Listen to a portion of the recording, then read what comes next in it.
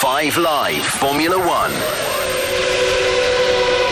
Hello and welcome to another very wet and dreary day in Belgium. We're at the circuit Spa-Francorchamps ahead of the 12th race of the Formula One season. Well, we're really excited for this one. It's a sprint weekend as well, so that changes things up because today is Sprint Saturday. We have the sprint shootout coming at you first of all, which sets the grid for the sprint race later this afternoon.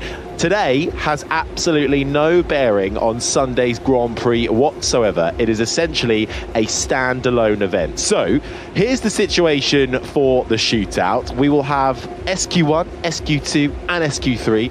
Very much the same as normal qualifying, except the sessions have all been shortened. So SQ1, where we eliminate the bottom 5 drivers, 12 minutes, SQ2, 10 minutes, and SQ3, 8 minutes long. Now, normally, while the teams are free to use any of their available tyres in regular qualifying, in the sprint shootout, new sets of medium tyres are mandatory in SQ1 and SQ2. In SQ3, drivers must run soft tyres, but they do not have to be a new set. However, none of that applies when it is absolutely chucking it down, which it absolutely is. So it will be a case of intermediates or wets when we get this sprint shootout session underway, because I'm sorry to bring you bad news right at the start. The session has been delayed. We do not know for how long. So there will be a bit of chat, I'm sure, before we get underway. In terms of the sprint race later this afternoon, the winner for that will collect 8 points. Second place will score 7 points, and this continues descending down to 8th, which will get you 1 point if you are able to finish in that position. So it's essentially a shortened race, a 100-kilometre dash around this fantastic Spa-Francorchamps circuit. My name is Harry Benjamin. I'll be guiding you through all the coverage. Alongside myself is the former McLaren mechanic Mark Priestley, and I was a bit worried, Mark, that we might get a carbon copy of qualifying yesterday, but today it almost seems like it's a lot wetter. I mean, you say you were worried about that. It was great, wasn't it? Well, it was until Q3. Yeah. I mean, look, what we had yesterday was a track that was very wet in the beginning and then drying towards the end, which gave us a little bit of jeopardy. And yes, we got a similar result with Max Verstappen absolutely blitzing pole position before his penalty was applied. Today, it looks incredibly wet, hence that delay to the start of the session. It's just a bit of an unknown, isn't it? Because the weather forecast is almost pointless to look at for this place because it's sort of nestled in the middle of the Ardennes forest, trees all around it, hills and mountains as far as the eye can see. At the moment there is very low cloud, almost blanket covering the whole site. But it can start and then stop raining very quickly. It can be raining on one side of the circuit, given that it's a very long 7-kilometre track. It can be raining on one side and dry on the other. And those are the kind of challenges that partly I love about Spa, but also they're very difficult for the teams and drivers to get their heads around. And it's who can make the right decisions at the right times, who can be bravest when you're behind the wheel, and that's what we saw in qualifying yesterday. So that's what we've got to look forward to.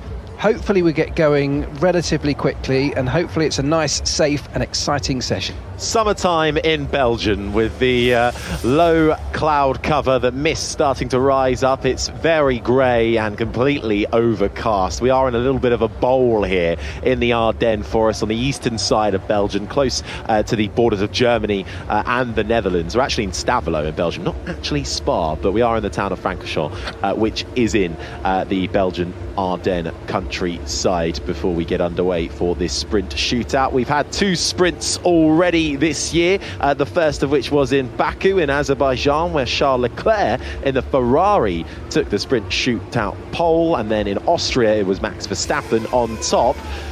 And actually, those 2 characters played a major role in yesterday's Grand Prix qualifying as well. At the end of qualifying yesterday, it was Max Verstappen fastest. He had a 5-place grid penalty, though, for going over his gearbox allocation, which meant Charles Leclerc was able to take his 20th career pole. So we will have a Ferrari starting on the front row come Sunday's Grand Prix. And it was interesting, though, because we discussed this on the Checkered Flag podcast as well, which you're able to check out where we preview the whole weekend too. In these kind of conditions where it's cooler, and particularly when it's beginning to dry out and it stops raining, throughout the season so far, particularly I think of Spain in particular, Charles Leclerc and that Ferrari have struggled massively, almost just nowhere. But yesterday came alive. Yeah, and it was actually one of the things that Charles Leclerc himself referenced after the qualifying session that he'd been working hard on that. He recognised that was one of his weaknesses. As you look back over recent history, he knows that when the car's in those kind of conditions, he's maybe driving a bit too aggressively. That's his style. In the dry, it works for him. But in these conditions, when it is wet or damp, he just needed to back off a little bit with that aggression, be a little bit smoother on the application of things like throttle, brake and steering inputs. And he says he's been working on those, actively choosing to try and improve and to sort of fine-tune his style. Yesterday was a great example of that working for him. So qualifying's been probably Ferrari's stronger suit over any normal race weekend. The race is where they've struggled when it comes to tyre management. So great starting position. He'll start from pole position on Sunday's race. How will he get through the Grand Prix looking after tyres? And it may be that the rain might actually help him in that regard. Well, this is a good time to bring in our BBC's chief F1 writer, Andrew Benson. Andrew, we mentioned it yesterday as well. As I said, Leclerc came alive in qualifying yesterday. Do we think he might, if we get this session underway, he'll be able to replicate that in these conditions? Well, yesterday I think it was more of a confirmation for Charles Leclerc than it was a surprise. So the sort of timeline of this situation is we started when we go back to actually Monaco was the first one where he wasn't competitive there in the wet. He didn't really understand why. Then in Spain in qualifying, it was sort of wet, dry conditions, and he qualified 19th. And if you remember, he thought something was actually wrong with the car there, and Ferrari did a big investigation into whether they could find anything wrong, and they came back and said they couldn't. So obviously that set some doubts going. And then it was wet again in Canada, and again Leclerc struggled, and that's when he realised that he wasn't, the problem was with him rather than the car. At least in those particular conditions. Actually, since then, so from Austria onwards, there have been a sort of series of wet sessions in all of which he's been competitive, but none of them have really meant anything. It was only yesterday when there was like a proper competitive session that he could really establish whether he had nailed from Austria onwards what he was doing wrong. And Mark absolutely identified correctly what Leclerc was talking about yesterday in terms of his aggressive driving style. So having done that, I mean, it was kind of weird because he's always been good in the wet before. He's one of the quickest guys in Formula One, if not the quickest over one lap, some would say. So it was a surprise to see him struggling. So if this session gets going, and I've asked the FIA whether there are any time limits on it or not at this stage. They haven't given me an answer so far. I'll update you when I do know. I don't see any reason why he couldn't do it again. Well, let's hope it does get underway then, so we can see what they're really made of. We will await that update from the FIA with bated breath. But as of right now, the sprint shootout, the qualifying for the sprint race later this afternoon, has been delayed. We do not know for how long for, but pretty much all of the drivers are stood to the side of their cars, which are in the garage. Lewis Hamilton on the central console in the Mercedes garage alongside his chief engineer, Pete Bonington, and with his headphones in. Fernando Alonso smiling and happy with his raincoat on undercover. Happy birthday to Fernando Alonso as well, who turns 42 today. The oldest driver on the grid. Gets a little bit older as well, but certainly he's still got a few tricks up his sleeve, has Fernando Alonso. Very much still under delay here. So why don't we get into a little bit of some of the breaking news that happened yesterday for those that may have missed it and maybe just joining us. Down at Alpine, big news coming out from there, which I think took us all a little bit by surprise, just with the nature of it happening mid-weekend as well. And this is the team principal, Otmar Zafnauer, and the sporting director, Alan Permain, both being announced as leaving the team after this weekend. They are both on site in Spa working this weekend, but Alpine have said they are not on the same timeline as Otmar and Alan are in terms of the rest of the Alpine management. They're not happy with their competitiveness at the moment because we talk about this fight for the second fastest team. They're right at the bottom of it and slightly detached. Yeah, things are not going smoothly at Alpine, and I think they haven't been for quite some time, really. I mean, there's been a series of sort of chaotic events, and if you trace the timeline back, you can probably just keep going back, even in the former guises that team has been named. There's been a series of chaos, and I guess a lot of it stems from management or the way the team's run. There's been contractual controversies in terms of the Oscar Piastri saga that played out very publicly. And we've had a number of them way back in history before that. But also on-track results just haven't been good enough. The team is in a worse position today than they were right back, at the start of the early part of this season. And when you're the management of Alpine, I mean the upper management, the people that are deciding where funds go, the people that are essentially backing this team, results on track are obviously the absolute foundation for all of this. They need to be seeing progression. At the moment, we haven't got that. I think the surprising thing for me was not necessarily that maybe Otmar Safnauer has gone. Alan Permain, I guess they're sort of quite closely linked, those two. But really the management of the team, I'm not that surprised. They're looking for a change because of all that sort of controversy and poor results.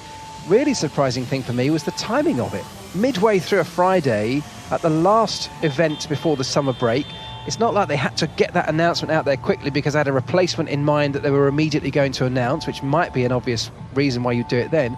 But they've now got to face questions over the rest of this weekend with all of the world's media here about what's going on, what's going to happen in the future, what the story behind this controversy. Whereas if they just waited a couple of days, they could have made that announcement when everyone goes on their summer holidays, and it almost sort of disappears to some extent. Yeah, it's almost like they just wanted to rip the Band-Aid off, didn't they? But Andrew, the last 18 months, several high-profile members of the Alpine Formula One team have left. You go back to Bukowski, Alain Prost, Piastri, Alonso, Laurent Rossi's just recently changed roles. What's going on down at Alpine? It seems like bedlam. Well, chaos is the word that was bandied around the paddock yesterday. It's quite extraordinary. Laurent Rossi was brought into Alpine 2 years ago by the head of Renault, a guy called Luca De Meo, with the idea of establishing the Alpine brand and using the F1 team to do it. When Rossi employed Otmar Safnauer 18 months ago, he described it as one of his best hires. Then Rossi completely bungled the driver market last year and let not only Fernando Alonso go, but also Oscar Piastri. They thought they had a contract with Piastri and they didn't. He's gone to McLaren now. I was at an investor day at Alpine only 2 weeks ago where Rossi and De Meo were standing side by side talking about the future of the brand over the next decade. A week later, Rossi had gone, transferred over to special projects. And now they call it by mutual consent, but of course it's not by mutual consent really. Safnauer and Permain have both been sacked. And it was quite embarrassing for Bruno Famin, who's now the new head of Alpine Motorsport below the new CEO, who's called Krief.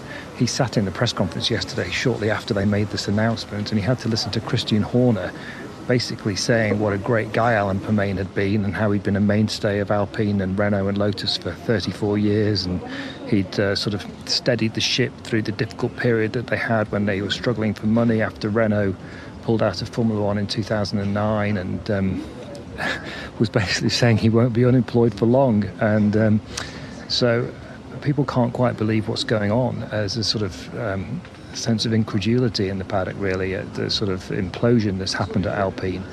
And I think what's most extraordinary about it is that, as Mark said, they've done this in the middle of a weekend, but it's not like there's going to be an easy fix. It's not easy to employ sporting directors. It's not easy to employ team principals. These people tend to be under contract. If they're not under contract, they might not have much experience. So Bruno Famin's going to be he's going to be the acting team principal, and it rather sounds like he's going to be the long-term team principal, even though he's also the director of Alpine Motorsport. The sporting director they brought in on a temporary basis to replace Alan Permain has no experience of that, of any role or anything like that. So I think most people in Formula One are thinking they're not really convinced as to how this is going to lead Alpine back onto a better path, even if Alpine themselves seem to think that it will. I was on my way into the commentary box yesterday. I was listening to the official F1 podcast with Tom Clarkson, who was chatting with Otmar Safnauer and just speaking about his long-term plans, Alpine's 100 race plan to get to the top. And so then this news to drop again just adds to that almost incredulity that this has happened. But Andrew, another high-profile member to leave Alpine, although very much leaving, it sounds like, on their own terms is Pat Fry, who's off to Williams to be their chief technical officer. This is a great move for Williams to pinch somebody like Pat Fry. Yes, well, so Pat Fry is the sort of guy who went into both McLaren and to Alpine when they were in quite a difficult situation, and restructured their internal technical department and got them back on the right track. And that's exactly what James Vowles, the Williams team principal, says he's employed Pat Fry for. He's not an Adrian Newey character. He's not going to bring you genius innovations on the technical front, but he will get you back on the straight and narrow, so to speak. So it's ironic that Alpine look like they need someone like that, and they've just let him go. Although he chose, Vowles was very keen to emphasise that this was Pat Fry's decision. It's been some months in the making. He says he first approached Pat Fry back in January, and at that point Fry wanted to stay with Alpine, but he said that the way things had developed at Alpine over the last few months, he said you could probably pinpoint the exact moment with things that were going on in the media around about April time when Pat Fry changed his mind. And I think what Vowles was referring to there was the Miami Grand Prix, when Laurent Rossi, who we mentioned earlier, the former CEO of Alpine, came out and basically gave the team a public roasting on two different forms of media, one in French and one in English.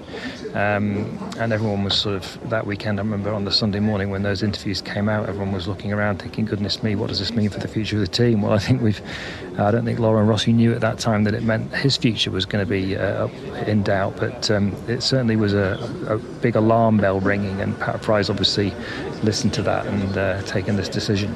Andrew, has there been any discussion or talk around the paddock about this being a sort of a problem more around the structure with this organisation, in terms of part of it being based in Viry in France, part of it being based in Enstone here in the UK, and we've got a very French team on one hand being run on an engineering level and a ground shop floor level, if you like, by a very English and very well established traditional Formula One team. Is there, from a way that the French management are expecting things to run, and yet the people that are operating the team operating it differently, do you think that's a conflict? Has that ever been talked about out there? Well, I've not heard the issue of the French engine base and the English chassis base being discussed this weekend, Mark, but obviously that is something that, as you well know, people have always looked at with Renault, who own Alpine, and said, can this ever work? I think the bigger concern at the moment is not about nationalities or cultural differences. It's more about expectation and management interference, and an assessment of what's possible and what's not. So, you look at Aston Martin and McLaren, and they've made investments. They've invested in infrastructure, they've invested in people in quite a structured way in both of those things. The Aston Martin success, for example, the impression is it's come overnight this year, but of course it hasn't. Lawrence Stroll's been investing in that team, the owner, since the middle of 2018.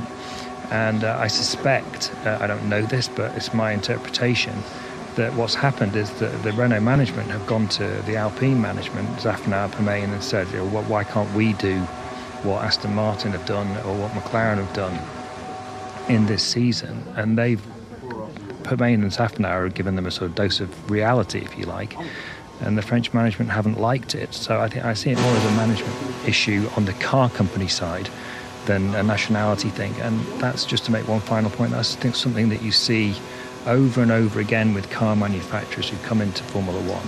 Ferrari and Mercedes are an exception, but look at Toyota, for example, even Honda. They're successful with their engine, but when they were as well, corporate entity, it was quite awkward and difficult, and they so often believe that they know best because it works for them on a corporate level in car manufacturing, but it's not. It's been proved time and time again in Formula One that you can't just transfer that model over to this very different, very sort of lightness of foot, quick moving environment that you have in Formula One. Well, there's certainly a massive story, several stories involving Alpine that are evolving across the weekend and throughout.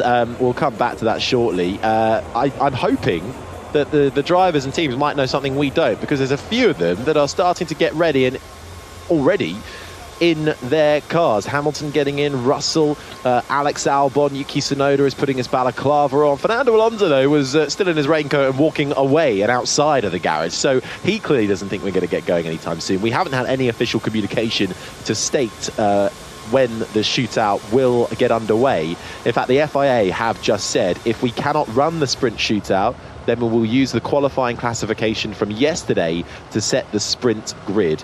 Grid penalties from qualifying will apply only for the Grand Prix. This would all be pending a decision from the stewards, so is subject to change. So that's where we're at the moment, as the tractors are still out on track trying to blow away some of the wet water and the stagnant water that begins to form puddles and pools and rivers across the track here. Christian Horner is chatting to FIA officials at the end of the pit lane to try and get a clearer idea of what's going on. Just back on the Alpine thing, Mark, sorry to keep hashing it up, but from Andrew describes it as chaos. It's certainly from the managerial side of things at the top level. That trickle-down effect to the mechanics, the engineers, the drivers, all on the ground level, working right now.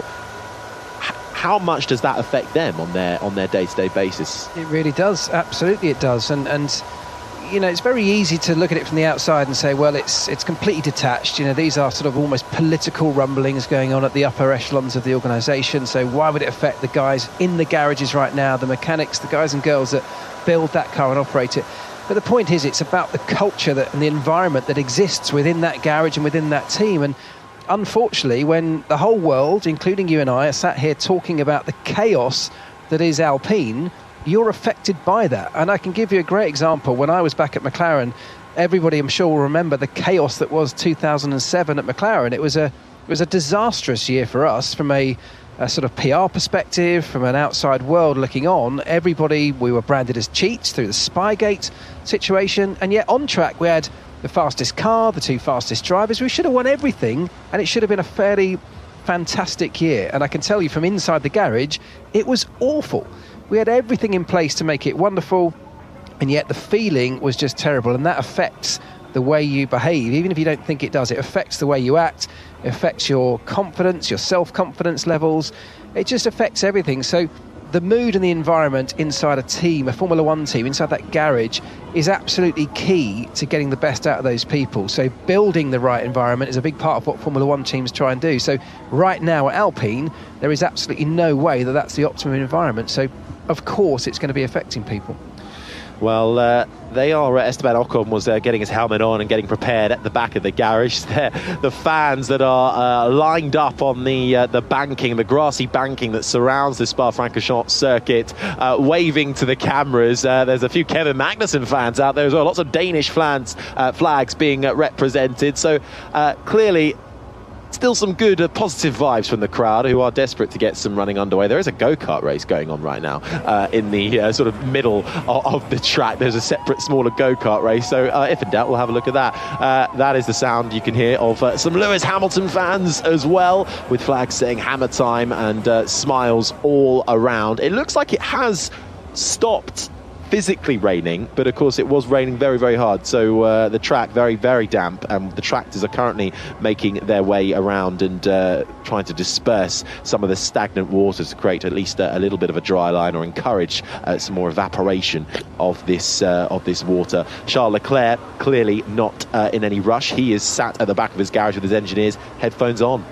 Yeah, most of the umbrellas have gone down, so it does look like things are heading in the right direction. We will always get at least a 10-minute delay. That's a 10-minute warning. That's part of the regulations. The FIA have to give the teams at least a 10-minute warning before the session restarts. So we haven't had that official communication yet, but it may well be, as you said, that word is starting to get around that the next opportunity for that to happen is coming up very quickly, and it's looking more and more likely. That's why the drivers, even Charles Leclerc now, has got up from his seat alongside the engineers and is putting his headphones in. Crash helmet will go on, and he'll start to make his way into the car. So it looks like any moment now we should get that announcement, which is great news, but is definitely going to be a wet session to start with, which for me is exactly what we need. You know, this is a circuit which I think if it was dry, we could pretty much guarantee that Max Verstappen's going to be on pole.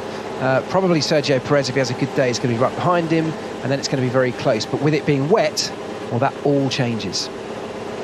A message from race control. SQ1 will start at 12:35 local time, so in about 15 minutes or so. So it's not happening in a few minutes, but we at least have a time, so that's encouraging signs when we will get SQ1, the first part of the sprint shootout underway, where we eliminate the bottom 5 drivers. That session 12 minutes long. So good news, we will get underway and we will get some qualifying. There was a little bit worried we'd have to go back to yesterday's qualifying results if we didn't get anything underway, but we will.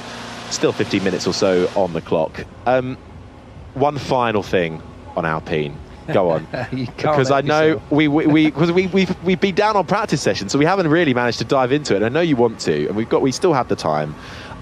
The meeting of the F1 Commission. Oh, I know. There we go. Happened yesterday, where they were making some big decisions on some very big things. On several matters. One of them was to do with the tyre blankets, whether they should be banned. That has now been delayed until 2025. Also things around the cost cap and whether that should include team infrastructure being upgraded. That has been referred to another commission. And one of the big talking points was power units and engine equalization, which Alpine were very much pushing for, because it's widely expected that they are about 30 or so horsepower down on everybody else. Even Red Bull and Christian Horner were saying positive signs about going with that. Again, no decision on that, being referred to another meeting. But Mark, I'm curious to know your thoughts on equalizing the power unit outputs across the board. I think it's a terrible, terrible idea. I think it's one of the worst things that Formula One could possibly do, and let me tell you why. First of all, this has happened, as you say, because Alpine think they have a power unit that's down on power compared to the rest, and the regulations at the moment are going to lock those power units, so prevent development for 2 years beyond that freeze. And that means that if you're down on power at the point of the freeze, you're stuck with it for 2 years. Now, I completely get why, of course, Alpine would be upset with that. They don't want to be locked into a deficit for that period of time. However, if the FIA and the teams and Formula One agree to balance the power of all of the power units to make it more competitive, and I understand from an entertainment perspective, that's kind of good. It's nice that we get cars that are equally matched. We'll get great racing. But this is Formula One. Why on earth would any team, Alpine, why would any engine manufacturer want to come into this sport and develop their product if they spend all of their money, all of their time, their expertise, employing the right people, coming up with all of these innovations, only for the FIA to come along and say, right, well, these guys haven't done quite as good a job as you, so either you've got to drop the level of your power unit or we're going to give them a chance to catch up. It's just not Formula One, and I'm sorry, there's no place for that in this sport, in my opinion. The bottom line is Alpine have to do a better job. And the real solution here for me is don't freeze the technology of the power units, make it part of the cost-capped environment and allow the teams to spend whatever they want within their limit to catch up. And if that means you hamper your future progress because you haven't got as much developmental budget left because you've got to catch up, so be it. You should have done a better job in the first place. I think you better sit in on that other meeting that's going on where it's being taken to. I found it interesting, though, that Christian Horner spoke out in support of it almost. I've got a theory on this. Well, go on then. Well, I think that there's no reason for Christian Horner to do that other than in the future, if Christian Horner, with his now Red Bull Powertrains operation, finds themselves in that similar position, 2026 being the next major change in power units, there are some major manufacturers coming into this sport with Audi, all the big players that are still there that are already working behind the scenes with massive budgets to get those 2026 power units in place. What if Red Bull Powertrains don't feel like they're going to be in a position at that point to match those, and they then enter a 2-year engine freeze with a deficit? What if they've then got an ally where they've backed somebody up and said, yeah, that's fine, of course we should be doing this, because they maybe don't have the confidence to match up with the huge global manufacturers that are going to be big players at that point. Andrew, do you think Mark's onto something there? Well, he's right in a way. Horner's actually already talked about this. He said he's open to helping Alpine out or Renault out because Red Bull have already been given concessions under the new power unit regulations for 2026. There were a load of discussions about those going on before the regulations were finally decided. There was a lot of arguments about what new manufacturers could and couldn't do with their engines, and Red Bull got given lots of concessions by Mercedes and Ferrari and Renault on that front. So he feels it will be churlish of him now, he says, to block any attempt by Renault stroke Alpine to have something similar afforded to them. That's not a position that Christian Horner would normally take, so he's normally as ruthless as they come. So I suspect that in addition to that, Mark's also right. He's looking forward and thinking, oh, what if? One thing that's worth bearing in mind about this Renault Alpine situation with their engine is that the engine freeze has been in place since the beginning of last year. And last year, everyone was saying that the engines were pretty evenly matched on power. Now, Alpine had lots of reliability problems last year, but not performance problems. And Laurent Rossi, him again, was saying that they didn't mind their reliability problems because the important thing was to get the engine up to the right performance level last year, and then they could fix the reliability afterwards. And that's because reliability changes are allowed under the engine freeze, whereas performance changes are not. Now, the problem with that is that lots of the engine manufacturers use the excuse of reliability to put in place something that actually also increases performance. So, for example, if the engine's more reliable, you can often run it at a higher power mode for longer, or even run it in a higher power mode at all. So I asked Bruno Famin, the Renault Alpine guy, new boss, yesterday, why haven't you been able to take advantage of these reliability clauses to increase the performance of your engine if the other manufacturers have? And he didn't have an answer. Meow. Well, there you go then, isn't it? It's Alpine wanting, concessions made for them and not being able to keep up with the other powertrain manufacturers. Simple as. That is what it is at the end of the day. But I just think, look, we've got Formula One into a budget-capped era now, and I'm a big fan of it. I think it's a great thing. I think the costs were getting out of control, and it was about how much money you had could, in theory, determine who was the winner. We don't have that anymore, so why not open up the technical regs on engines and on chassis and car development, let them do almost whatever they want within safety grounds, as long as it's within their budget. Why don't we do that? Why don't we let them spend their way out of trouble as long as they balance their budget by the end of the season? And then if they haven't done a good enough job in one area, they take money from another pot within their budget and put it into that. I'm sorry, but this is Formula One. It's the absolute elite pinnacle of motorsport. If you haven't done a good enough job, do better. Well, it's a story that involves Alpine, who seem to be at the centre of all of this at the moment. Hashtag BBC F1 Tony says, is Ryan Reynolds replacing Otmar Zaf now? Well, at this state, anybody could. You heard some cars firing up there. The two Mercedes peel out of their garage and make their way towards the end of the pit lane to line up so they get the first on-track action. Still a little bit of time to go. 12:35 local time is when we will get the sprint shootout underway. The medical car is out on track at the moment, just checking out conditions. Yesterday, though, in Grand Prix qualifying, the fastest lap went to Max Verstappen. He didn't get pole position, though, in the end, because he has a 5-place grid penalty for exceeding his gearbox allocation. But here's what he had to say after qualifying on the front row. Max, what a lap that was at the end of qualifying. It's the fastest in qualifying. It becomes P6 for Sunday, but how was that behind the wheel for you? Yeah, I think it was very good. Q3 was good. The rest was all a bit hectic, just trying to follow the track, which seemed quite difficult out there. But at the end, of course, the most important is Q3, and that's where we could really put it together. So, very happy with that. Had a bit of everything with the conditions today, didn't you? So, how tricky was that behind the wheel to manage? Yeah, it was, slippery. You don't want to risk too much, but then I was almost knocked out in Q2, so we were quite lucky there. And that shows that it's never that straightforward, with these kind of things. Most of the time you get it right, but sometimes, you might miss out, and we were lucky today. And the sprint tomorrow, of course, standalone, another chance to have a go at it in these conditions. You looking forward to that?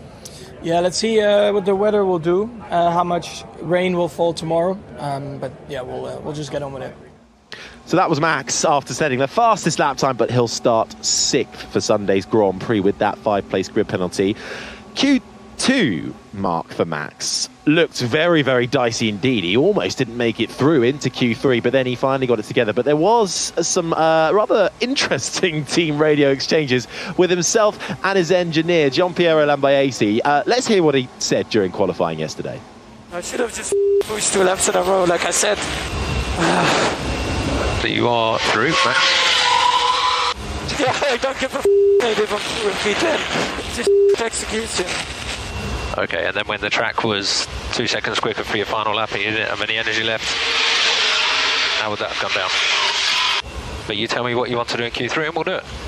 Let me know. Sets, fuel, front plan.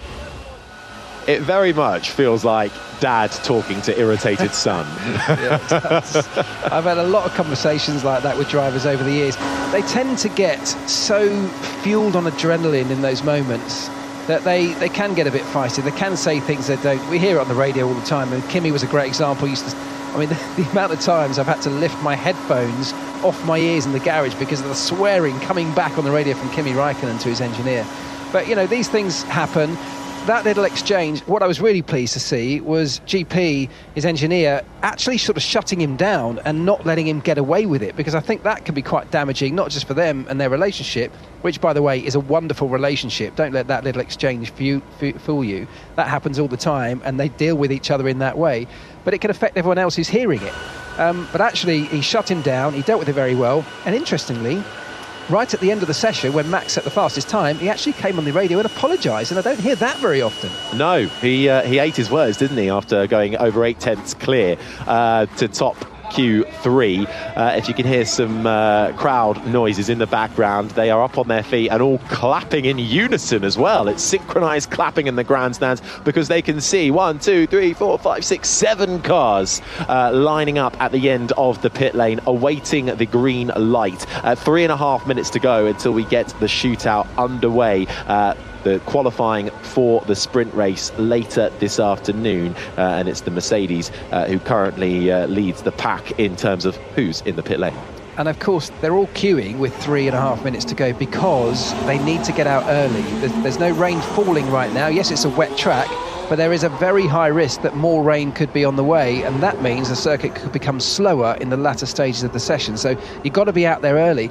Now, in years gone by, you couldn't do this. You couldn't get to the end of the pit lane and stop your car because the engine would very quickly overheat.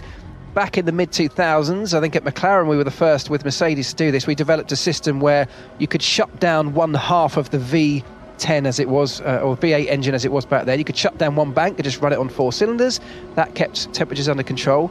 So that meant we could do these sort of things. But today, of course, they can actually switch the engine completely off and then start it from the cockpit using the MGU-H that's in the MGU-K that's inside the engine as a starter motor.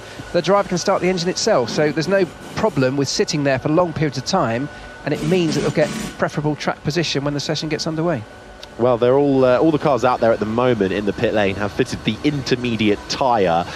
All the kind of tyre rules go out the window a little bit when it's raining or the track is wet, so we will absolutely be starting SQ1 at least on the intermediate tyre. How quickly that dries up will be interesting to see, because blue sky is starting to appear more and more across this 7-kilometre racetrack, the longest on the Formula One calendar here in Belgium, in the Ardennes forest on the eastern side of Belgium, close to the borders of Germany and the Netherlands. The rain falling sideways early on this morning has stopped, but due to the sheer amount of water on track, the FIA delayed the start of this session. But the Mexican waves are in full force around the grandstands in this track. Lewis Hamilton has the best position of everybody right now, waiting right at the end of the pit lane in front of all the other cars, with just over a minute to go until we get the sprint shootout underway as more Mexican waves continue. At least they're able to entertain themselves while we wait some track action to get underway. It's one of those races that just has a great atmosphere. It feels like these are proper, true, hardcore race fans,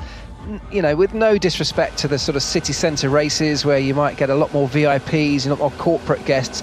You've got to be a hardcore fan to want to go and sit in the middle of a wet forest for a whole weekend camping at somewhere like Spa. Same at Silverstone, places like Suzuka as well. They tend to be the old school hardcore fans, and no matter what the weather, they're just having fun, and it's great. Do you think this circuit is under quite a lot of pressure, particularly this weekend? Because there is more and more talk that Spa will fall off the calendar.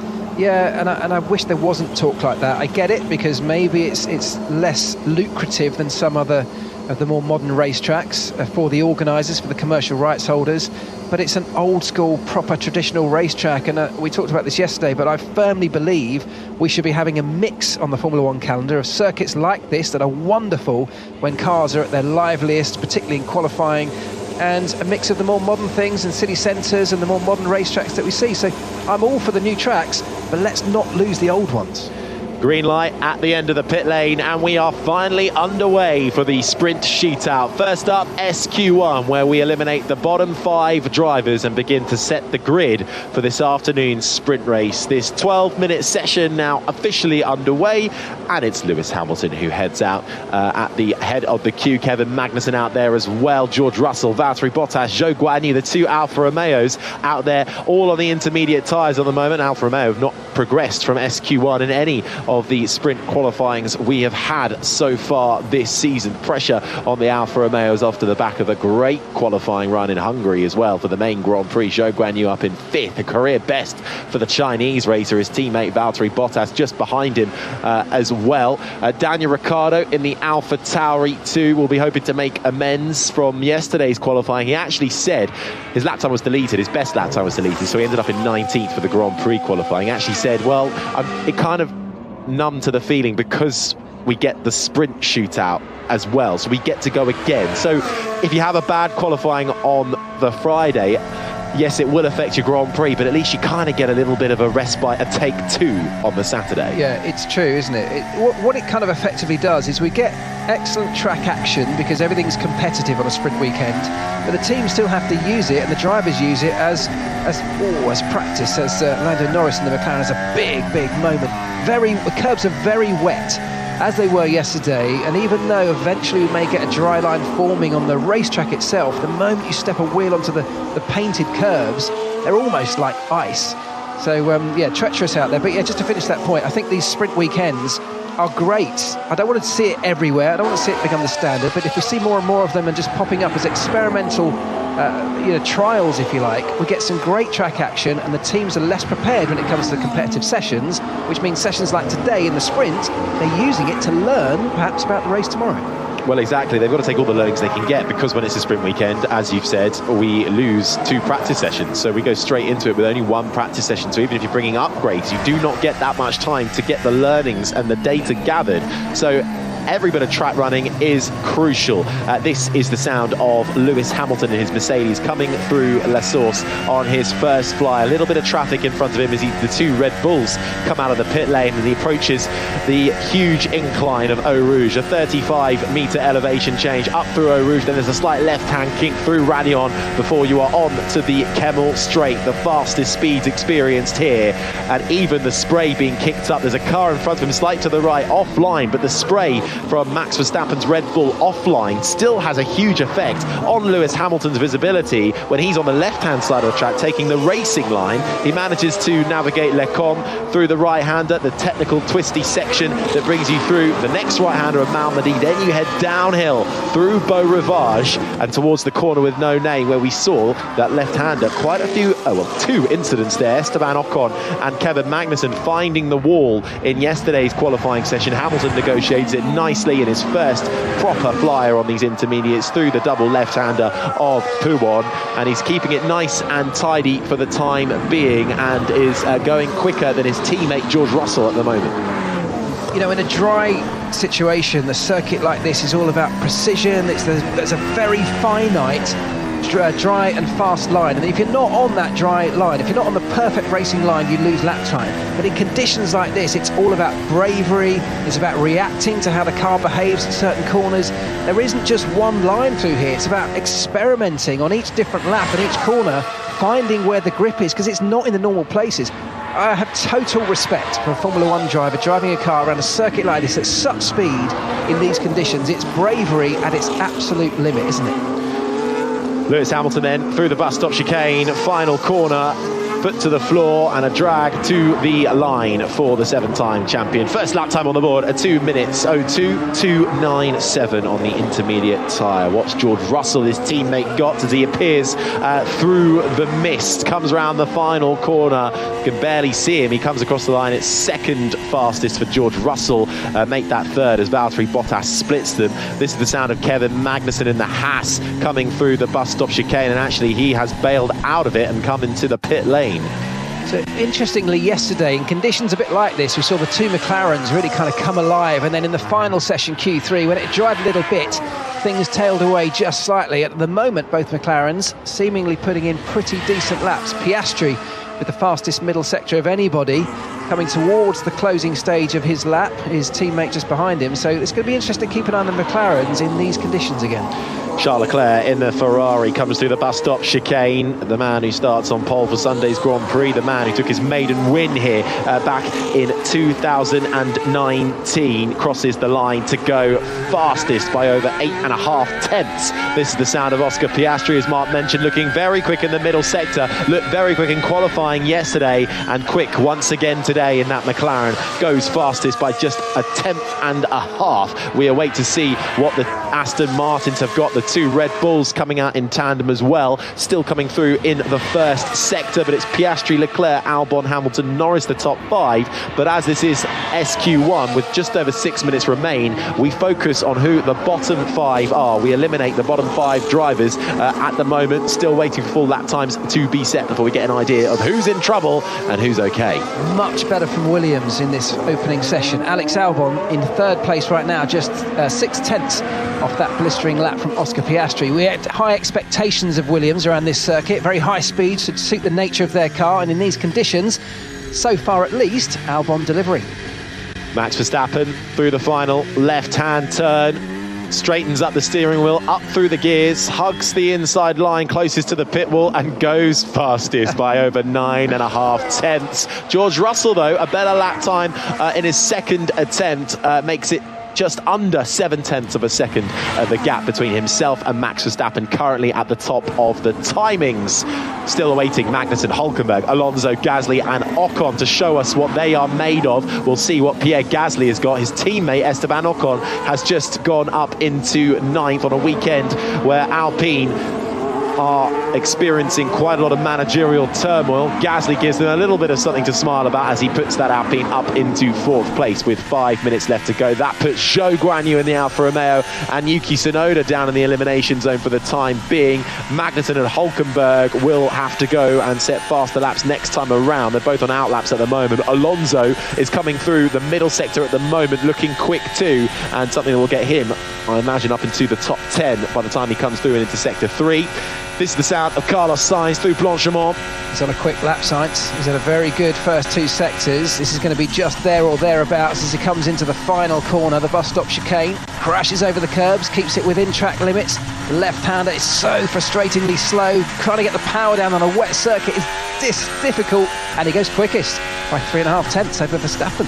Nicely done from Carlos Sainz. Then it's Verstappen, Leclerc, Russell, Perez, the top 5, but it's the bottom 5 we look at. The driver at risk at the moment is Logan Sargent. Then it's Zhou Guanyu in 16th, Yuki Tsunoda in 17th, Kevin Magnussen, Nico Hülkenberg now starting their first proper flyers. Fernando Alonso coming towards the end of his lap now, round the final corner. What has the Spaniard got on his 42nd birthday? Crosses the line. It was enough to get in the top 10, but only just 9th place in front of Albon for Alonso for the time being.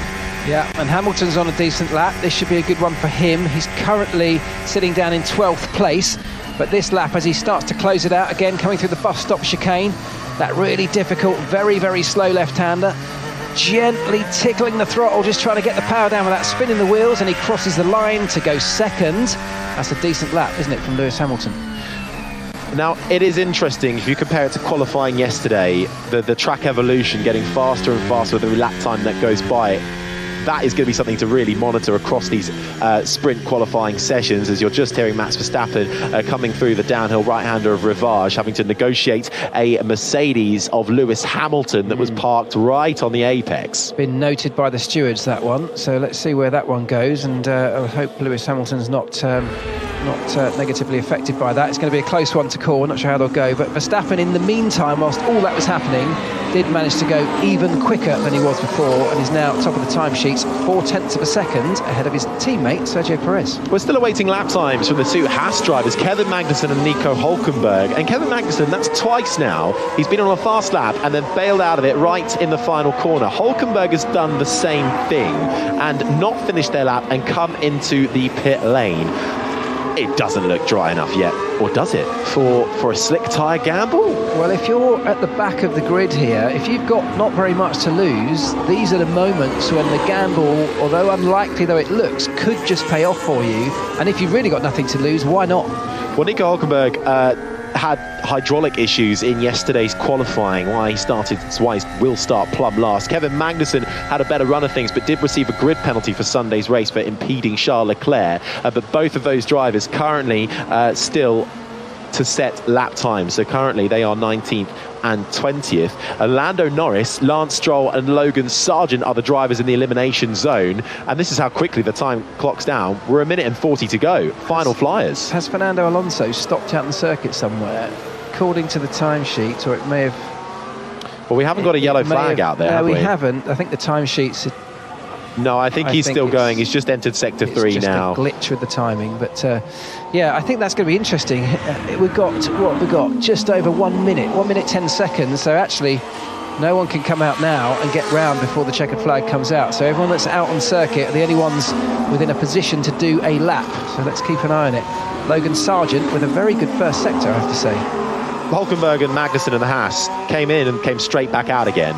So they are out there. They're coming through the middle sector now, so they will get one lap just about on those intermediate tyres. They haven't taken the gamble. They are on inters. So curious to see what's going down at Haas. Charles Leclerc is on another run of things. Coming into the double left-hander of Pouon is the Monegasque. He's currently got the 7th fastest time, 1.6 seconds off, but he's found time in the middle sector and in the sector 1, 2. Albon quickest overall in the first sector. Sargeant with a personal best in the first sector as he now starts and does find some personal best times in the middle sector 2 for the American rookie. There's definitely still time in this circuit. It's still evolving, isn't it? And it might be the two Williams that are set to take advantage of this. At the moment, Sargeant well within the drop zone. Alex Albon right on the cusp. They both need a solid lap. And so far, they are both delivering exactly that. Hard to tell how this is going to go, really. The evolution of lap time will be last man over the line. We will get, finally, the first lap times from the Haas drivers. As they cross the line, Nico Hülkenberg not able to set a time as he takes the checkered flag. He's missed it. Hülkenberg didn't get round in time. Magnussen did, though. Leclerc crossed the line and took 3rd. Piastri 7th. Logan Sargeant gets up into 6th. A much better sprint qualifying from the American rookie. The fans in the grandstands holding the American flag up high for Logan Sargeant. What can his teammate Alex Albon do? Fastest overall in the first sector. Good middle sector. Blistering final sector, 2nd fastest, just under 2.5 tenths from Max Verstappen. Who's at risk? Tsunoda, Zhou, Alonso, Lando Norris, Lance Stroll. Hülkenberg is out of this. Both races this weekend, the German for Haas will start plumb last. Kevin Magnussen is having a better run of things, but not finding too much time in the middle sector. So we look to Alonso, who is under pressure here. Personal bests in the first and middle sector. How's Lando Norris doing in the McLaren? His teammate is up in 8th. Norris is down in 17th. Yeah, Norris going quicker, but is it quick enough? We'll only find out in the last closing parts. He's still coming through the end of the middle sector here, and he is going quicker than he's gone before as Alonso jumps himself right up into 2nd place and into safety. It's now Lando Norris that all eyes are on in 17th place and in the drop zone as he comes through the final sector. Verstappen goes even faster at the top. He's safely through. Ocon's finding time, as is Norris, finding a 2nd in the middle sector. Lance Stroll looking quick too. It will be Esteban Ocon on the Alpine who comes across the line first in that gaggle as Hamilton gets himself up into 2nd. Ocon at risk, no longer at risk, up into 8th. Lando Norris then down in the elimination zone at the moment, but is finding time left, right and centre. Not as much as his teammate though, but he is through for the time being up into 12th. That should be okay for Lando Norris as Stroll slots in behind him in 13th. Gasly gets himself out of the elimination zone and up into the top 10. That puts Yuki Tsunoda in the AlphaTauri out in SQ1 in 16th. Is Valtteri Bottas still making his way around? He is, but he's not going fast enough. In fact, he's bailed out of it in the final sector. Bottas out of it. Kevin Magnussen, 18th. He can't get out of SQ1. Zhou Guanyu cannot either. Nico Hulkenberg didn't get a lap in time, but the big story there, I think, is George Russell only just making it into SQ2 by less than a tenth of a second. Well, as we saw yesterday with Max Verstappen, only just is good enough. He just about scraped through. It would have been a twitchy moment, though. The circuit evolving so quickly that you've just got to be on the right tyre at the right time and in the right zone to make sure you take advantage of the evolving circuit. And unfortunately, well, fortunately for George Russell, he just about got away with that. I've got a lot of questions about the Haas strategy in that qualifying. Very, very confusing. It's a double, Hulkenberg double Q1 elimination for him, and he would be the slowest qualifier in both qualifying sessions if this result stands, which I'm sure it very much will do. We're seeing a few replays. This is the sound of Sergio Perez in the Red Bull having a drag race with the Alpine down to La Source, and it's the Alpine who wins out on that occasion, both trying to find a bit of space on track. Here's Hulkenberg. I think that's it now. Yeah, unfortunately that's it. Very interesting execution there. Yep, sorry Nico, we got it wrong. Yeah, so that confirms that the strategy from Haas didn't quite pay out. So they both really left themselves with only one lap to set a time on the intermediate tyre. They didn't come into the pits to take a risk on slicks. We also saw a replay of Nico Hulkenberg in the pit lane fitting a set of fresh intermediate tyres, but as he was lifted up on the front jack, a little bit broke off of the front jack and speared into the side pod. Yeah, that's right, it broke. It did drop the car, and I don't think it affected the pit stop as such. But what I thought he was going to say there, as that little radio exchange came on air, was that they had a problem. I thought they were going to say there was a recurrence of the hydraulic problem they suffered yesterday, or something mechanical, some reason for it, but actually seemingly just a sort of bungled strategy, which is a very strange situation. In these conditions, you just need to be fueled to the brim and stay on track. Be there at all times, because you don't know what's going to happen with the circuit. And that did seem like a very odd one, and they've paid the price. Well, out of this first part of the sprint shootout then is Yuki Tsunoda in the AlphaTauri, 16th place. Valtteri Bottas in the Alfa Romeo, 17th. Kevin Magnussen did get a lap time in, unlike his teammate, in the Haas for 18th, just in front of Zhou Guanyu in 19th. And Nico Hulkenberg, without a lap time on the board, will start both the sprint and the Grand Prix from 20th and last place. So not a good weekend for the German racer currently. A better day for Daniel Ricciardo. We saw yesterday some promise in terms of his outright pace, but he was hampered by breaching track limits and had his lap time, that I think at the time put in P6, taken away, which meant that he didn't make it through the first qualifying session. Today he does, his teammate doesn't. So a really good, strong showing from Daniel Ricciardo. Despite that hiccup with track limits, the performance is definitely there, isn't it? Yeah, absolutely. Good stuff as well from Logan Sargent in the Williams. Both Williams are getting up and into the mix. Sargent reaches SQ2 for the second time in 3 attempts this year, so enjoying the sprint shootouts more than he is Grand Prix qualifying, that's for sure. Just a note from the FIA about the sprint start time for the race. Now, because we had a delayed start, we were wondering, well, how long do they have to leave a gap between the end of sprint shootout before the beginning of the sprint race? The FIA have confirmed that the gap between the start of sprint shootout and the sprint is fixed at 4 hours and 30 minutes. So updated sprint start time would be 5:05 local time. That is 4:05 in the UK. Okay, well that's a little bit of extra talking for us to do this afternoon. We can manage that, mate. Engine equalisation, anybody? Let's get into it. We're definitely seeing a trend here at Mercedes in these conditions, in that Lewis Hamilton way more comfortable seemingly than his teammate George Russell, and we talked about it there. George Russell just about getting through to the second part of this sprint shootout qualifying. It was a similar story yesterday. They both got into Q3, but the absolute performance was far better for Lewis Hamilton than it was for George Russell. So it looks like George Russell's just not quite comfortable with either the setup of his car or the way his car's working those tyres in these conditions, and there's definite work for him and his engineering team to do. Yeah, he had a lock-up, didn't he, during that qualifying session, out-qualified as well by Lewis Hamilton in the main Grand Prix, so hoping he might be able to find maybe a little something as we head into SQ2, which starts in a second.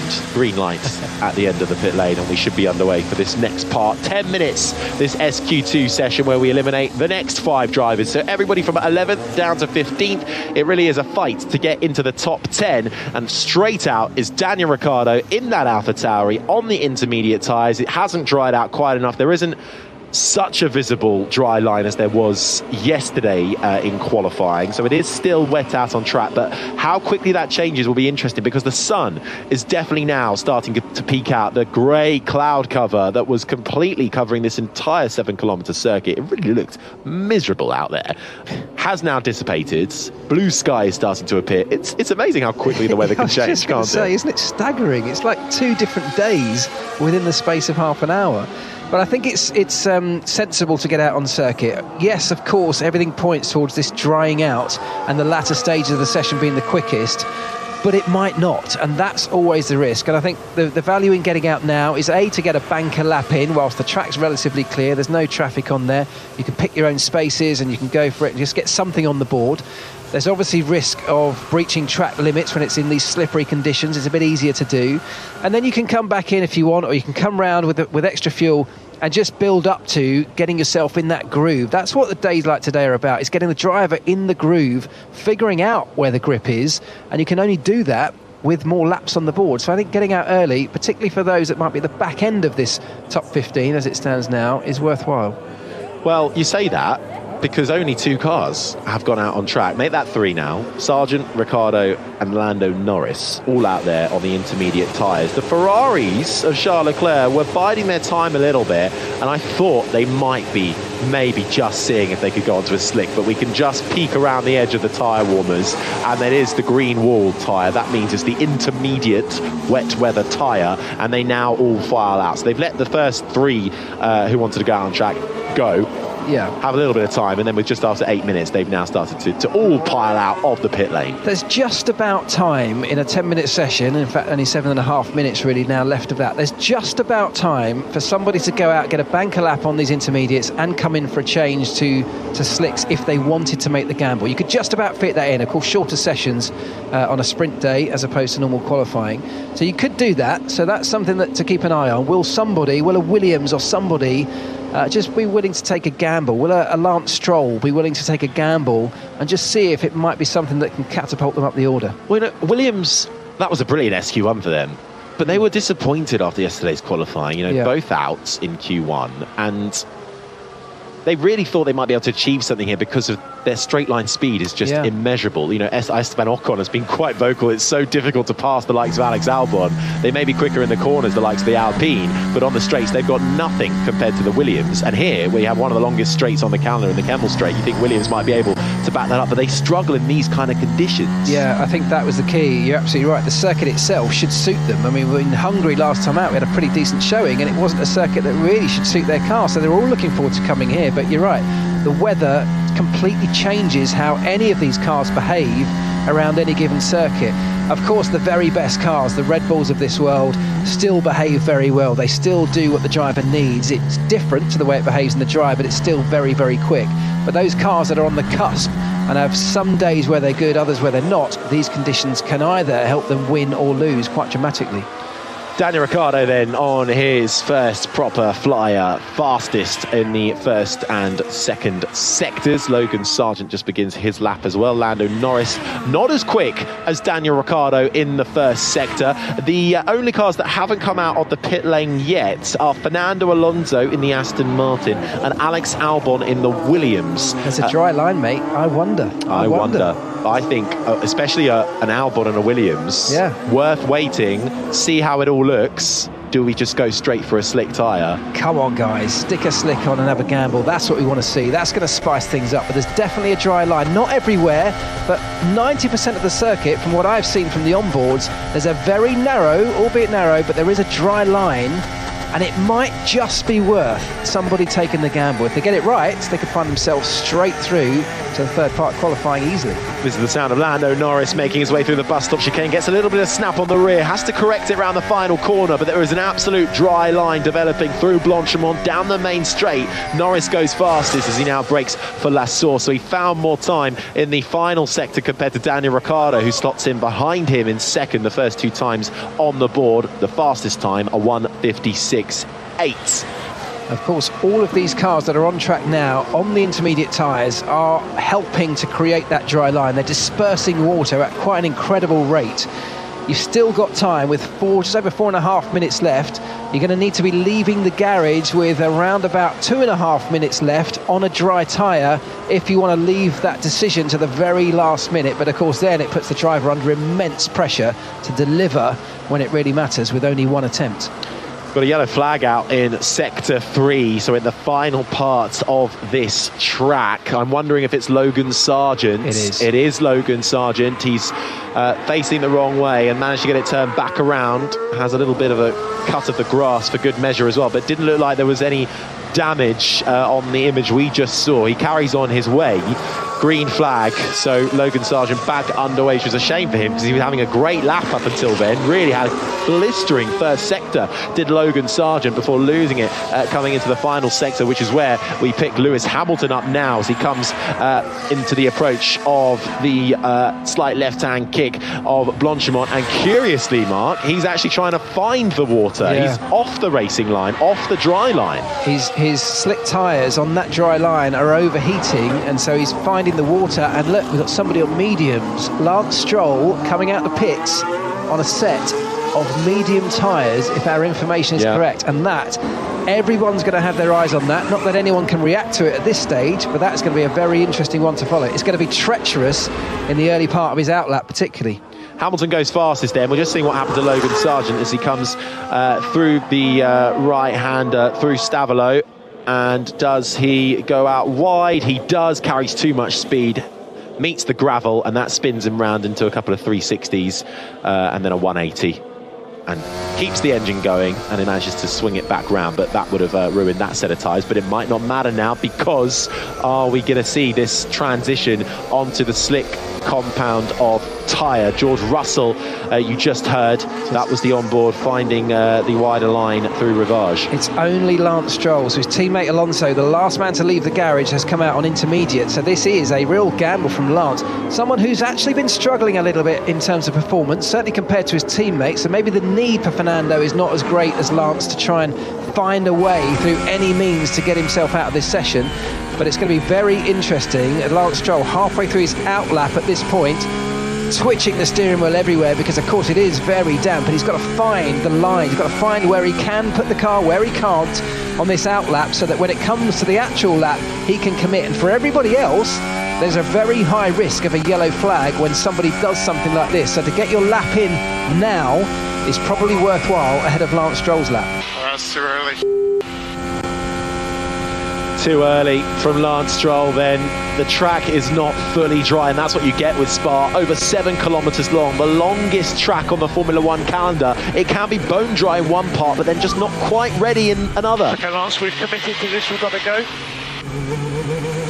Well, there you go then. It's now or never with 1.5 minutes left. Let's see what Lance Stroll has got. And actually, if anybody's got good form in sprint qualifying, it is Lance Stroll, who's reached every SQ3 this year. His teammate Fernando Alonso has reached every Q3 and every SQ3 this year. So in terms of one lap speed in a sprint shootout session, the Aston Martins seem to have it more consistently. Up through a Rivage for Lance Stroll on the medium compound of tyre, through Raidillon and onto the Kemmel Straight. He's 5 for now. There's a dry line here. Yeah, so he's going quickly for himself, but he's certainly not lighting up the timing screens purple, which would indicate going quicker than anybody else, and that's what everybody would have been looking for. Is it immediately the quickest car on the circuit? And the answer to that is no, which means there's still opportunity for everybody else to make the best of this. With just under a minute, 45 seconds left on the clock, they're going to be starting their flying laps now. Pierre Gasly, the first one to start, Esteban Ocon, his teammate as well. Others will follow, and it'll be the closing moments which will be the quickest. But Stroll Lance into the Stroll, wall. He's in the wall, and that's going to be it, isn't it? Huge shunt for Lance Stroll in exactly the same place where both Kevin Magnussen and Esteban Ocon went off in qualifying yesterday. The left-hander with no name, Lance Stroll, can't get it turned in on the medium compound tyre in the wet conditions, loses that Aston Martin and heads straight for the wall, the front right, taking the bulk of the impact, and that has brought out a red flag with 30 seconds left of this sprint shootout session. Stroll then moving inside the cockpit, the steering wheel is removed and he begins to extradite himself from that cockpit. But that is disaster then for everybody in that elimination zone, which includes his teammate Fernando Alonso, because this is SQ2, so the bottom 5 out of the 15 runners that are in this session will be eliminated, and confirmation from race control that this session will not be resumed. So we say goodbye to Daniel Ricciardo's AlphaTauri, the 2 Williamses of Albon and Sargent, and the 2 Aston Martins of Lance Stroll and Fernando Alonso. Yeah, and inside that Aston Martin team, they will be kicking themselves, and especially on Alonso's side of the garage, who chose to make a different decision. They saw it was too early, didn't want to take the risk. They'll have been looking to the other side of the garage thinking, what are they doing? Is this too much of a gamble? The answer was yes. And unfortunately, that does bring the session to a close. I think the people that are going to be really disappointed are going to be the Williams. Alex Albon especially, was on a really strong session. Daniel Ricciardo, who I think might have had a hope of improving. And of course, his teammate Alonso.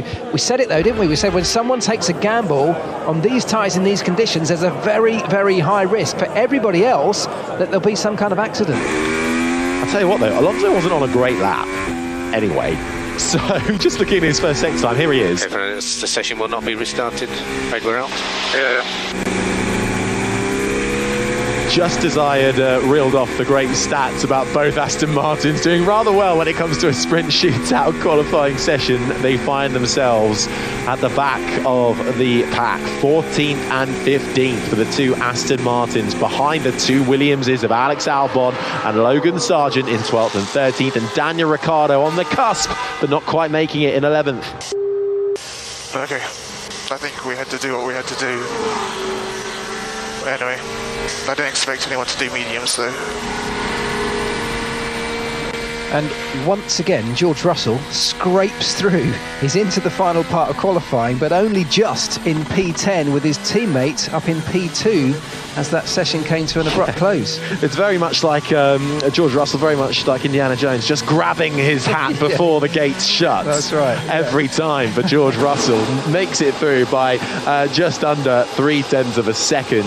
But this session will not be resumed. There'll be a little bit of work, I'm sure. The marshals will look at that barrier that Lance Stroll careered into in his Aston Martin. It took a bit of a beating yesterday as well with both Ocon and Magnussen, but both of them, in comparison to Stroll, got away with it. Ocon picked up a little bit of front wing damage, but Magnussen certainly got away with it pretty much scot-free, just skimming the barrier with his rear wing. But Stroll full frontal into the barrier, and lots of repairs to be done on that Aston Martin then in time for the race later this afternoon. Yeah, a little bit of good news finally for the Alpine team, in that they have both of their cars somehow into Q3. I'm not sure it would have remained that way had the session run to its full conclusion, but Pierre Gasly went through in P4 and Esteban Ocon in P9 as the red flags came out there. So those who got the early laps in, as we said earlier, it's worth getting that banker lap in, because anything like this can happen, and the risk of things like this happening in these conditions is far greater than on a normal dry session. So those who went out and stuck in a decent early lap, although it may not have been the absolute quickest they could have done, it's paid off now. Absolutely, and considering, yesterday neither car got into Q3, both getting into SQ3 today will be pause for some happy thoughts down at Alpine.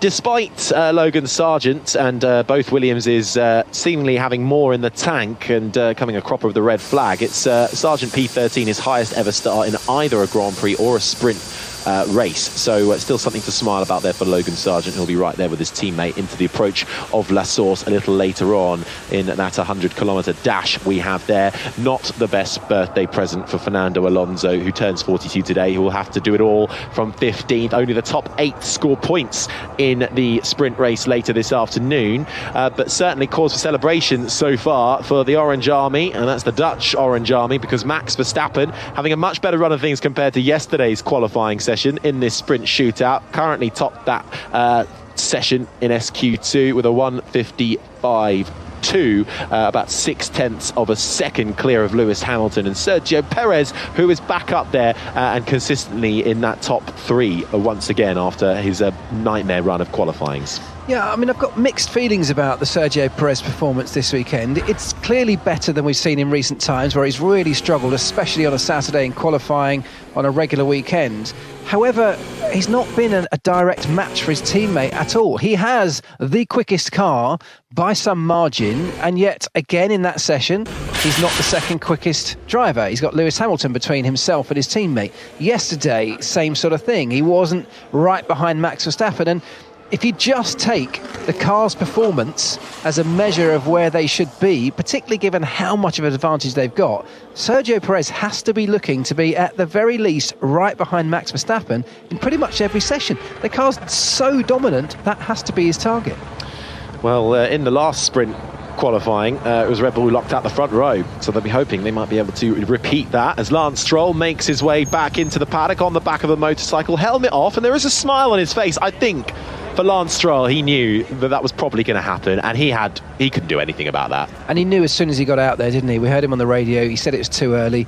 You know, for some people like that in those positions, it's worth the gamble, because it could have just as easily fallen the other side of the line, and it might have been just the right decision, and we'd be looking at them as heroes. So if we don't get people to take gambles, we will never get that extra level of excitement and anticipation. So fair play to them for taking the gamble. It didn't pay off this time, and unfortunately the cost is a little bit more severe than just not qualifying, because his teammate unfortunately has been hampered as well. I almost think, though, as we just seen Fernando Alonso walk down the pit lane, not looking too happy or unhappy, helmet off, but because this is a standalone day now within the Grand Prix weekend, for someone like Fernando Alonso, I almost think he might enjoy it a little bit more. Starting from 15th, might be dry, might be wet, who knows? He'd get his elbows out, do a bit of overtaking. I think that's a fair point, yeah. It's almost a bit of a fun day for, yes, there are points available, and that, of course, can have a major impact on your championship. But Fernando Alonso is not looking to win the title, so I don't think he cares if he's 4th or 5th at the end of the season. You're right, he loves racing. He's got an opportunity on a circuit where overtaking is definitely possible. He's got a car that's actually quicker than the position in 15th where he's found himself, so this could be an exciting afternoon for him. Certainly could be, on a weekend where Aston Martin have openly said they've made some wrong choices in terms of development and setup over the last few races. We've seen them drop back in that battle for second best of the rest behind Red Bull, so work to do then for them in the sprint later on. But they have a pretty good history as a team. As Jordan, they took their maiden pole at Spa with Rubens Barrichello again as Jordan, first win. Hill and Ralf Schumacher 1-2 in 1998, and of course in the Force India guys, their only pole came at Spa with Giancarlo Fisichella back in 2009. So Aston Martin, Team Silverstone, should we say, with some nice history around this Spa-Francorchamps circuit. If you're just joining us, we are awaiting the start of the final part of this sprint shootout, qualifying SQ3, which will start at 1:15 local time. So in a couple of minutes time, we have eliminated now everybody from 11th down to last place throughout the course of this sprint shootout. In SQ1, we lost Yuki Tsunoda from 16th, Valtteri Bottas, Kevin Magnussen, Zhou Guanyu and Nico Hülkenberg, who lines up last for both the sprint and the Grand Prix tomorrow on Sunday. Not a good day for the Haas man. In SQ2, which came to an abrupt end with the red flag brought out by Lance Stroll, who was trying his luck on the medium tyre compound. Still, the conditions on track not quite dry enough. He ended up finding the wall. That brought out a red flag and ruined quite a lot of people's final laps. So we couldn't see improvements from the likes of Daniel Ricciardo and the AlphaTauri, who I think will still be happy with 11th place on the sprint grid. Then it was Albon, Sargent in 13th, and the other Williams, Lance Stroll, 14th ahead of his teammate, who couldn't get a lap time in, Fernando Alonso from 15th. So Through then to the top 10 shootout. 2 Red Bulls of Verstappen and Sergio Perez. 2 Mercedes of Lewis Hamilton and George Russell. 2 Alpines of Pierre Gasly and Esteban Ocon, 2 McLarens of Oscar Piastri and Lando Norris, and 2 Ferraris of Charles Leclerc and Carlos Sainz. It's once again 2 by 2 by 2. There aren't any major outliers there, although at this time, as we mentioned, Alpine joined the party today, unlike yesterday. Yeah, perhaps Alpine have joined the party at the expense of maybe a Fernando Alonso, maybe even an Alex Albon in that Williams that was perhaps thought unlikely earlier in the season, but actually have been showing quite strong, certainly in these conditions in the earlier part of this session. So disappointing for them, but this is going to be an interesting session with generally the fastest cars left on track. That's what we all hope to expect in these kind of sessions. That's how qualifying should work, and that's exactly what we've got with just a minute left to go until the green light at the end of the pit lane. Another impressive run so far as well from Oscar Piastri in the McLaren compared to Lando Norris, his teammate. I mean, they're both up there, the McLarens, but Piastri seemingly a little bit closer and ahead of his teammate as he was yesterday. Since the start of the weekend. Absolutely, yeah, really strong showing, and he seems to love these conditions around this circuit. So yeah, I've got high hopes for him. McLaren generally are on the up. It's been Lando Norris that's been the man of the moment in recent weeks, but just this weekend around this circuit and these conditions, it's Oscar Piastri. And interestingly, soft tyres I just saw on that McLaren. So now, even though Lance Stroll found himself in the barrier just 10, 12, 15 minutes ago, it's now deemed dry enough for softs. Well, who will join him in taking that risk? I wonder. Right now, all of the tyres are covered in tyre blankets, so we can have a little peek, and I think we can see the red wall tyre on George Russell's Mercedes. And what about down at Ferrari? They are doing a good job of covering up those tyres for the time being, but we'll see them in no time at all. Oscar Piastri also going on the softs. Okay, then, I think that's confirmation. I've seen enough. I'm pretty sure everyone's going to be on the softs. Yeah, I think, if it works, if it's dry enough, and clearly it seems like it probably just about is. It wasn't far off, by the way, when Lance Stroll went onto the medium. It was very close, but just not quite enough, as the Ferrari also rolls out on softs. But as soon as it's dry, you've got to go soft in this session, of course. It was probably, we mentioned this is such a long track, it can be different conditions in different places, but especially that left-hander, just before you then come into Poo on turn 9, it's kind of almost tucked away a little bit, it's covered a little bit more with the tree line, so the precipitation doesn't evaporate as much, so it's a bit unlucky in a way for that one corner. There's a little bit of negative camber on that corner as well, which means any water does, I guess, drift towards the outside. You often have to clip the inside curve, and if it's wet as well, that can unsettle you. So it's a tricky corner anyway, that corner in the dry, but in the wet, I think that's one that a lot of people have now fallen foul of. Okay then, well, green light, well and truly on at the end of the pit lane, and we are underway for the final part of Sprint Shootout SQ3. 8 minutes, already down to 6 minutes and 50, can you believe it? And everybody filing out on the soft compound of tyre. They have decided it is ready for the dry tyres. Up until now, we have ran the intermediate tyre. Let's see what they're made of then to set the grid, to set the top 10 for the sprint race a little later this afternoon. The 100-kilometre dash, 30 minutes of racing, no mandatory pit stops, less points up for grabs. Only the top 8 will score points, and it's a bit of fun, and it's a separate day with no bearing on Sunday's Grand Prix whatsoever. All the hard work for Sunday's Grand Prix was done yesterday. That grid is set and locked in, with Charles Leclerc taking his 20th career pole.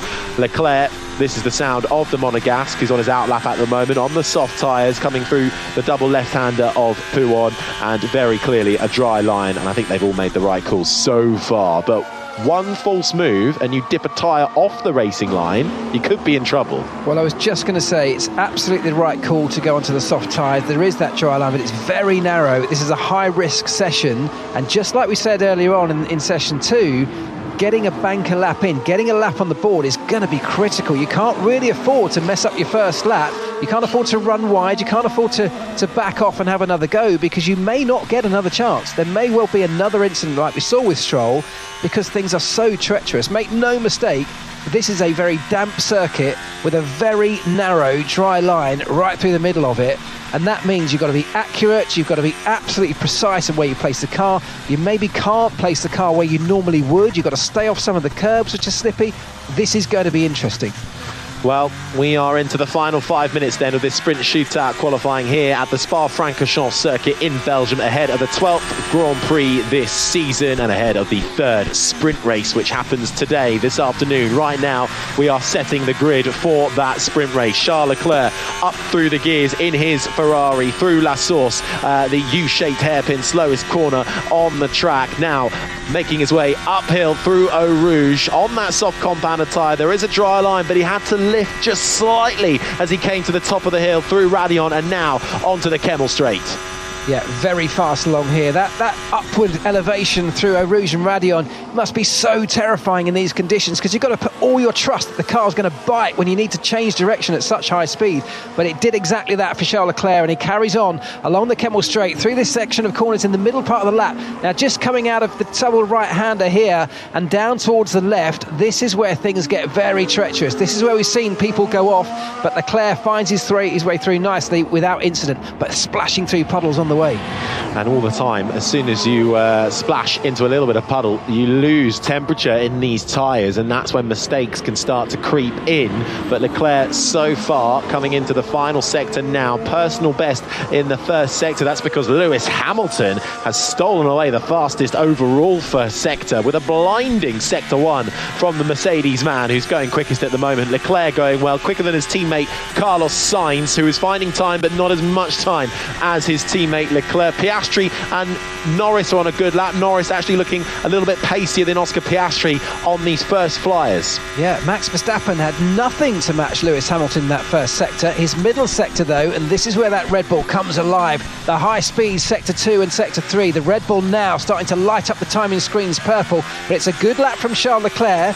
But we're going to see Lewis Hamilton, I think the next man really of interest to come through, followed closely by Verstappen, who's now going more quickly. Carlos Sainz next across the line in his Ferrari. He goes second, not as quick as his teammate. Lando Norris had a blistering middle sector, trying to carry that pace through into the final sector, up through the gears and across the line for Lando Norris. And he goes fastest ahead of Leclerc and Sainz. But Max Verstappen might well be spoiling the party here. Personal best for the time being for Max Verstappen. Can he find a little bit of extra time in this final sector? Lewis Hamilton lost some time in the middle sector as Oscar Piastri gets his McLaren up into third. Hamilton across the line, fastest from Norris, Leclerc, Piastri and Sainz, the top 5. We look to the two-time champion, very much on home soil, born just 100 kilometres away from here in Spa, up through the gears, across the line for Verstappen. It's not as quick as Lewis Hamilton, but it's still enough for second at the moment, a 1:51.2, less than a tenth between himself and Lewis Hamilton. Very close. That was two wonderful laps from both of those fantastic drivers, Hamilton and Verstappen. It was Hamilton who set the times in the first sector,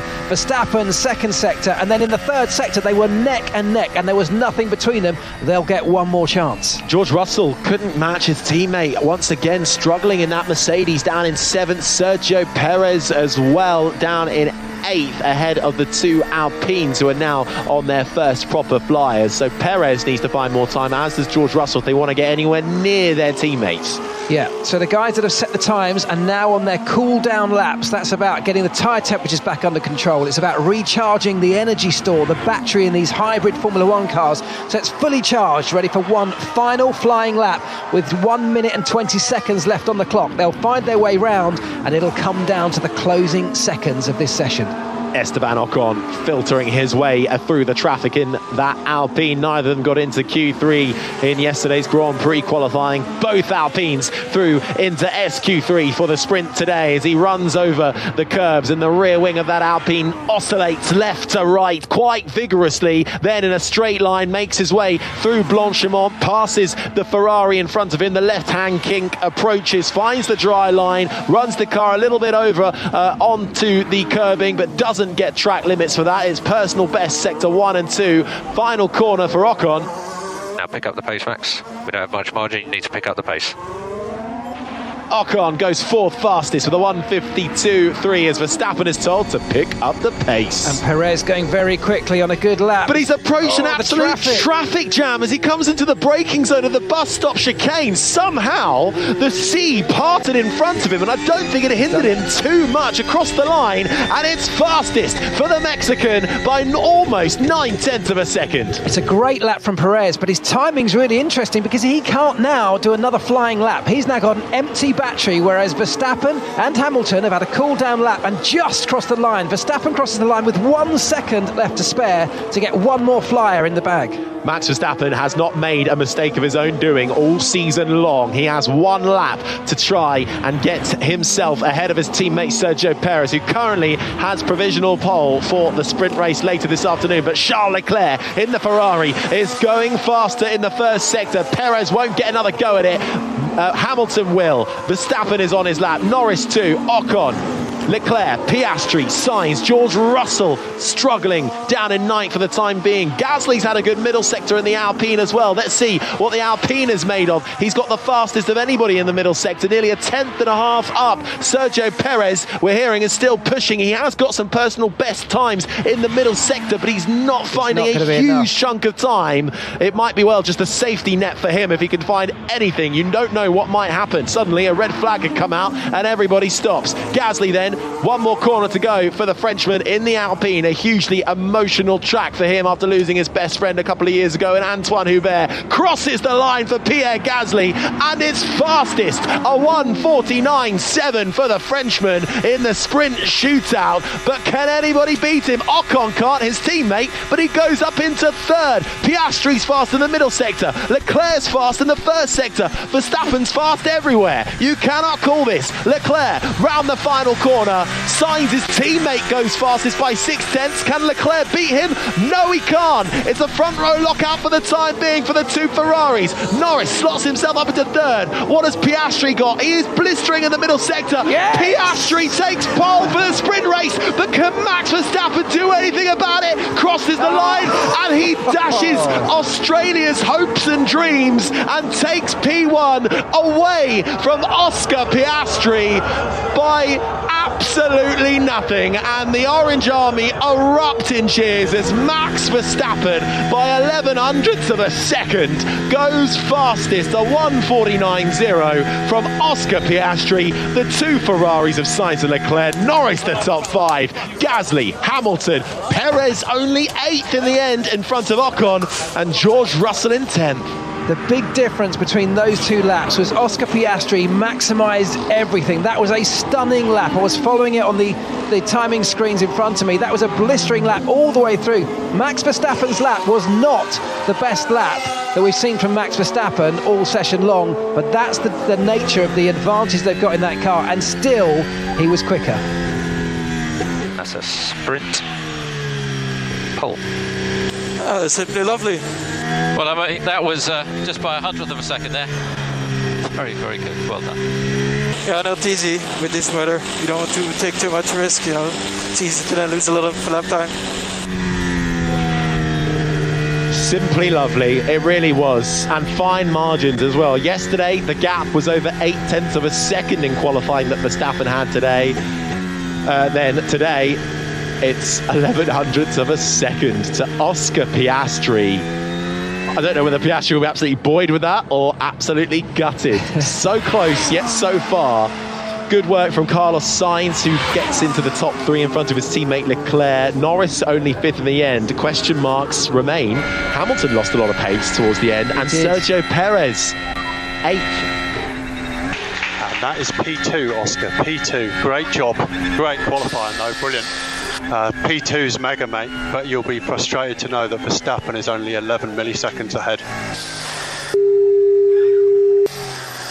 Well, there you go. Thanks, everyone. There wasn't much left in that lap. Probably 11 milliseconds, but yeah, well done, everyone. Cheers for that. Thank you. Now, if I was Will Joseph, the man on the radio talking to Oscar Piastri, I might have left that last bit out. Let him discover that on his own. Well, I think that's the thing. You could see it from the timing screens. He was on the ragged edge, whereas Verstappen, even on his own radio message there, saying he left a little bit. He was not taking too much of a risk around that final lap, and it was just enough Disappointing from Hamilton because the first sector was faster than anybody when he set it. He was on a very, very strong lap in the early part, but lost it somewhere towards the end that we didn't see. Disappointing from Perez, you've got to say, again, not able to match his teammate. So George Russell once again scraping just at the bottom of that timesheet in P10. He's not a happy bunny this weekend, but an interesting session which really came alive towards the end, didn't it? Yeah, Perez gets out of his car and walks quite forlornly towards the FIA area where they get weighed. Not happy with that. That was the closest margin we've seen in a sprint shootout this year in SQ3. Those 11 milliseconds between Piastri and Verstappen, and it's a front row start for the sprint for Oscar Piastri, who started outside the top 10 in both of the previous sprints this year, highlighting just what a rapid improvement those McLaren upgrades have been since Austria signed P3, a place higher than where he'll start for the main Grand Prix grid. And we're just seeing a replay. This is the sound of Lewis Hamilton coming into La Source. He's right behind George Russell, who locks up going into turn one, runs wide, and then comes right back in front of the seven-time champ as they head up through Eau Rouge. There you go. There's the answer to perhaps how he got a good slipstream down the Kemmel Straight from his teammate, but he had to back off. Lewis had to back off because George Russell changed direction halfway down the Kemmel Straight. It wasn't an easy pass for Hamilton, and I'm pretty sure he lost some time in there, so maybe that's part of that story as to why Lewis Hamilton didn't seem to match the pace we saw earlier in the day. Max Verstappen out of the car. Looks like he worked hard for that one. He's been a little bit red-faced, helmet, hair in full flow, but a smile and a thumbs up to the main grandstand that is opposite the main pit building in Spa, and he gets onto the weighing scales as the FIA member comes over to check that he is made and followed all of the rules and regulations, gets his slip to tell him how much he weighs, and off he goes again. Piastri then peels the helmet off with the hands device. The balaclava comes off next. Do we get a wry smile from the Aussie? Not quite, but I think he'll be smiling inside. He worked hard for that, and he knows, I think, Piastri, what a car he's got for the rest of the year. Yeah, it's reward really for all that hard work he's been putting in all weekend. I mean, this is the first time he's really got all of those results come together where the lap really was blistering. We've seen signs of promise all weekend, but he didn't quite manage in Q3 on Friday to set the grid for Sunday's Grand Prix. He didn't quite manage it to string it all together, whereas today he absolutely has, and he should be absolutely proud of himself, him and the team, for the trajectory that they're on. It's just great to see after some difficult times in recent years. Max Verstappen and Carlos Sainz having a little debrief in Parc Fermé as we get ready to hear what the top three had to say, and smiles adorned in the grandstands. And we will hear from the top three with Max Verstappen to begin with, and they are talking to Naomi Schiff in just a few moments' time. Max Verstappen, you are a second-time sprint shootout winner this season so far. How tricky were the conditions out there today? Yeah, it was pretty difficult. I mean, bit similar, it was quite similar to yesterday. Now it was just a little bit later into qualifying that you could go to the slick tires, but I think we stayed calm. The gap was not as big as yesterday, but there was also no need to risk it all.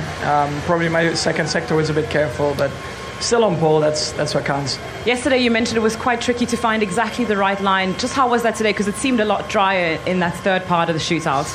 Yeah, it was getting better and better, but still turn 8, 9 was super slippery. So I guess I left a bit of time on the table there, but it's okay. Let's see, of course, again in the afternoon if it's going to rain again, but it's good, to have, a clean end to qualifying. Seems like there's going to be a lot of rain coming before the race later today. So what is your mindset going into the sprint race today? Try to have a good start, and we have clear vision as well. I think that's going to be very important if it's wet. Fantastic. Well, we wish you the best of luck. Thank you.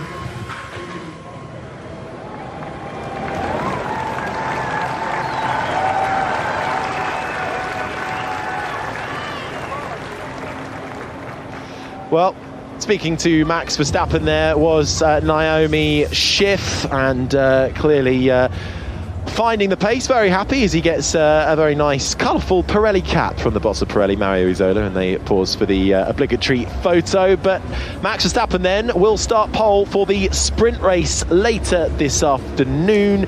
He will start in front of Oscar Piastri, Carlos Sainz, the top three, Charles Leclerc, Lando Norris, the top 5, Gasly, Hamilton, Perez, Ocon, Russell, the top 10, Ricciardo, Albon, Sargent, Stroll, and Alonso, the top 15, Yuki Tsunoda, Valtteri Bottas, Kevin Magnussen. Zhou Guanyu and Nico Hulkenberg will be 20th and last for both the sprint and, of course, the main Grand Prix, which gets going on Sunday. But we have some racing action before all of that. Do join us for the sprint race a little later on this afternoon on the BBC Sport website and online. Who will be the winner of the sprint? Can Verstappen convert his pole? Can Piastri make waves?